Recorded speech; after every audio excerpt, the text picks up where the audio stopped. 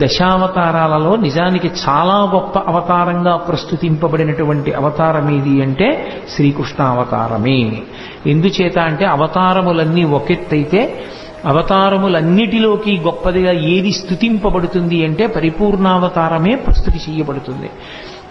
సమస్తము కూడా లీనమవుతాయి ఆ అవతారంలోకి, అన్నీ కృష్ణ పరమాత్మలోకి వెళ్ళిపోతాయి. అందుకే అన్ని మాటలు విశ్వరూపం చూపిస్తాడు.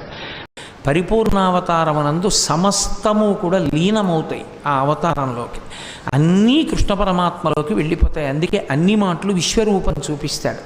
అసలు కృష్ణ పరమాత్మ యొక్క ఆవిర్భావమే చాలా ఆశ్చర్యకరం.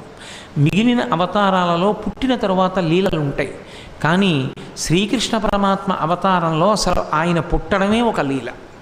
లీల అన్న మాటని కొంచెం జాగ్రత్తగా అర్థం చేసుకోవాలి. లీల అంటే కర్మ చేయడం వల్ల వచ్చినటువంటి ఫలితాన్ని అనుభవించడం కోసం వచ్చినటువంటి ఒక సంఘటన కాదు. పరమేశ్వరుడు తనంత తాను కల్పించుకొని లోకానికి ఒక పాఠం నేర్పడం కోసమని చేసినటువంటి క్రియ.